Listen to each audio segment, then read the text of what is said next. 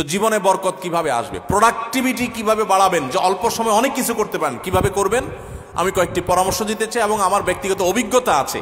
আর এই পরামর্শগুলো হাদিসের আলোকে কয়েকটি কাজ করতে পারেন আপনার প্রোডাক্টিভিটি বাড়ানোর জন্য। আলহামদুলিল্লাহ, আমি আমার বাসায় আমার ফ্যামিলির সদস্যদের এটার উপরে উদ্বুদ্ধ করেছি, তারা আমল করে। আপনি কিছুদিন এটা করে দেখেন, দেখবেন আপনার জীবনে কি পরিমাণ বরকত এসেছে। আমার বয়স 21 বছর, সকাল থেকে রাত পর্যন্ত সময়টা কিভাবে প্রোডাক্টিভ ভাবে কাটাবো, আমার টাইম ম্যানেজমেন্ট কেমন হবে, খুব দরকারি একটা প্রশ্ন করেছে। প্রোডাক্টিভিটি আমাদের জীবনে বরকত, এটা অনেক গুরুত্বপূর্ণ একটা ব্যাপার। ইসলামের ইতিহাসে স্বর্ণযুগের অনেক সোনালী মানবরা আছেন, তাদের মাত্র 30, 35, 40 বছরের জীবনে হাজার হাজার পৃষ্ঠার বই রচনা করেছেন, গবেষণামূলক বই। আজকালকার মতো কপি পেস্ট মার্কা বই না, যে গুগল থেকে নকল করে কপি পেস্ট করে বই লিখে ফেলছে, জি না। তখন গুগল আর নেট ছিল না, লাইব্রেরি থেকে পড়াশোনা করে নিজেরা গবেষণামূলক গ্রন্থ লিখেছেন। 10 ভলিউম, 20 ভলিউম, 30 ভলিউমের এক একটা বই, এক একটা বই এক একটা আলমারি হয়ে যাবে। 30-40 বছর বয়সে এত বড় বড় বই লিখে ফেলেছেন। আর আমরা অনেকে আছি 30-40 বছর বয়সে ওই বইগুলো পড়েও শেষ করতে পারবো না। তাদের জীবনে অনেক বরকত ছিল, অল্প সময় অনেক কাজ করতে পারতেন। আমাদের জীবনে বরকত নাই, একেবারে বরকত নাই। দেখতে দেখতে জীবন পার হয়ে যায়, দিন পার হয়ে যায়, কিছু করা হয় না। তো জীবনে বরকত কিভাবে আসবে, প্রোডাক্টিভিটি কিভাবে বাড়াবেন, যে অল্প সময় অনেক কিছু করতে পারেন, কিভাবে করবেন আমি কয়েকটি পরামর্শ দিতে চাই এবং আমার ব্যক্তিগত অভিজ্ঞতা আছে। আর এই পরামর্শগুলো হাদিসের আলোকে কয়েকটি কাজ করতে পারেন আপনার প্রোডাক্টিভিটি বাড়ানোর জন্য। নাম্বার 1, খুব গুরুত্বের সাথে লক্ষ্য করবেন, রাতে দেরিতে ঘুমাবেন না। যারা রাতে দেরিতে ঘুমায় এদের জীবনে বরকত নষ্ট হয়ে যায়, এদের জীবনে প্রোডাক্টিভিটি থাকে না।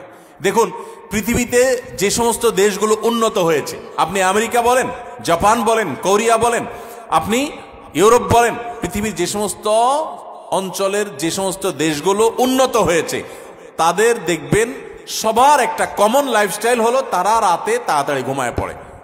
সমস্ত উন্নত দেশের সব মানুষদের মধ্যে এই কালচার আছে। সারা পৃথিবীতে যে দেশগুলো উন্নত হয়েছে তারা সবাই দেখবেন সন্ধ্যার পর পর শুয়ে পড়ে। আর আমাদের বাঙালির রাত শুরুই হলো 10টার পর, তাই না? আমরা অফিস আদালত থেকে আইসা বাসায় রিমোট নিয়া জামা টামা খুলে ধুইয়া বৈশা, এরপরে আমরা এশার নামাজ যদি পড়ি, নামাজি হই, আর বেনামাজি হলে তার কোনো কথাই নেই। আইসা আমরা সোফা বসে এবার আমরা রিমোট দিয়া একটা পর একটা চ্যানেল পাল্টাতে থাকি, এরপরে মোবাইলে ফেসবুকে আতাইতে থাকি। খাওয়া দাওয়া করে শুধু শুধু আমাদের 12টা, 12:30, 1টা। এই যে দেরিতে ঘুমাই, আমাদের জীবনের প্রোডাক্টিভিটি নষ্ট হয়ে যায়, বরকত নষ্ট হয়ে যায়। যে তরুণ তার প্রোডাক্টিভিটি বাড়াতে চায়, সেই জন্য রাতে তাড়াতাড়ি ঘুমায়। রাতে তাড়াতাড়ি ঘুমায়, যেগুলো রাতে করবেন ওইগুলো সকালে করবেন। অনেক যুবক আছে পড়াশোনা করে রাত 12টা পর্যন্ত। আরে ভাই, রাত 10টায় আপনি ঘুমিয়ে যান। এই যে 2 ঘন্টা পড়লেন, ভোর রাতে উঠে ফজরের সময় 2 ঘন্টা পড়েন, ওই 2 ঘন্টা এই 2 ঘন্টার চাইতে অনেক বেটার হবে। কারণ 6-7 ঘন্টা 8 ঘন্টা ঘুমের পরে যে ফ্রেশ মুড থাকবে, ওই সময় পড়লে সেই পড়াটা অনেক তাড়াতাড়ি আপনার আত্মস্থ হবে। আপনি সারা দিনের হ্যাসেলের পর রাত্রে পড়তে যান, আপনার মাথায় পড়াটা এত তাড়াতাড়ি রপ্ত হবে না, যত তাড়াতাড়ি রপ্ত হবে 6-7 ঘন্টা ঘুমানোর পর। আমি একটা কথা সবসময় বলি, এই যে হেফজুখানার ছাত্রদেরকে আমরা পুরস্কার দিলাম আজকে, সারা বাংলাদেশের সমস্ত হেফজুখানার ছাত্রগুলো এক একটা মিরাকল, এক একটা অলৌকিক। কারণ এই যে অলৌকিকত্ব, এক একটা অলৌকিক বিষয় এদের মধ্যে রয়েছে, সেটা হলো যে এরা সবাই ছোট ছোট বাচ্চা মানুষ। 30 পারা কোরআন হেফজ করে ফেলে মাত্র 2 বছরে, 1 বছরে, 6 মাসে, বিভিন্ন সময়। কিভাবে সম্ভব? 30 পারা কোরআন, এত বড় কোরআন পুরাটার হেফজ করে ফেলে, মুখস্থ করে ফেলে, কিভাবে সম্ভব? যে কয়েকটা সিক্রেট আছে, এই সিক্রেটস গুলোর মধ্যে একটা সিক্রেট হলো, একটা রহস্য হলো যে হেফজুখানায় 100% ছেলেরা রাতে তাড়াতাড়ি ঘুমায়। তারা রাত 10টার ভিতরে 100 হেফজখানার ছাত্র সারা বাংলাদেশে ঘুমায় পড়ে। কোথাও পাবেন না 10টা বড় ছেলেরা পড়ালেখা করে, সব 10টার মধ্যে ঘুমায় যায়। পুরা কোরআন হেফজ করে ফেলে অল্প সময়ের মধ্যে, আবার রাত জেগা পড়ে না। কিভাবে সম্ভব? কারণ তারা ওই যে আবার ভোরে উঠে যায়, ভোরে উঠে পড়ে। ওই ভোরের সময়টা রাতের 4 ঘন্টা, আর তখন 1 ঘন্টার সময়।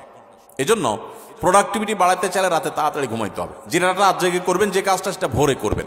1। 2 নম্বর হলো সকালে ঘুমাবেন না। সকালে ঘুমানো যাবে না। সকালের ঘুম মানুষের জীবনের বরকত নষ্ট করে দেয়। আমাদের নবী সাল্লাল্লাহু আলাইহি ওয়াসাল্লাম দোয়া করেছেন, আল্লাহুম্মা বারিক লি উম্মতি ফি বুকুরিহা। আল্লাহ আমার উম্মতের জন্য সকালের সময়টাতে বরকত দান করবেন, আর ওই টাইমে আপনি ঘুমায় থাকেন। সকালে আপনি পড়ালেখা করেন, ছাত্র মানুষ, তাহলে পড়ালেখা বরকত হবে। আপনি কর্মজীবী, কাজ করেন, আপনার কাজে বরকত হবে। আপনি কৃষক, কৃষক কৃষি কাজ করেন, আপনার জীবনে বরকত হবে।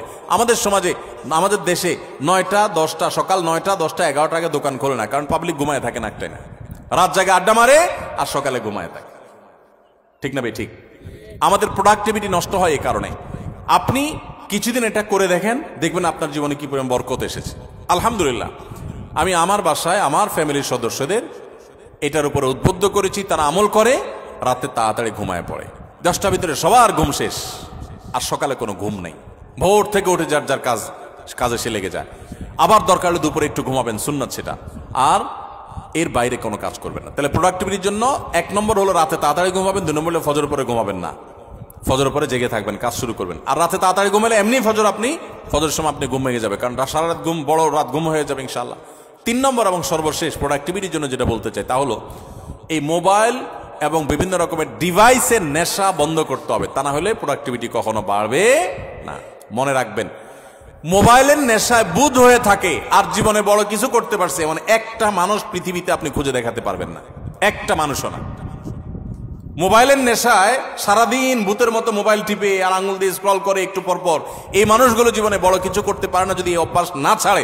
এই অভ্যাস যেদিন ছাড়ে সেদিন তৌফিক হতে পারে। একসাথে মোবাইলের নেশাও আছে, আবার বড় কিছু করতে পেরেছে, এটা হয় না। অনেককে আমরা ওয়াজ শোনার নাম দিয়ে শয়তান আমাদেরকে মোবাইলের পিছনে লাগিয়ে দিস। আরে প্রোডাক্টিভিটির জন্য এই কাজগুলো করবেন। আল্লাহ আমাদেরকে তৌফিক দান করুন।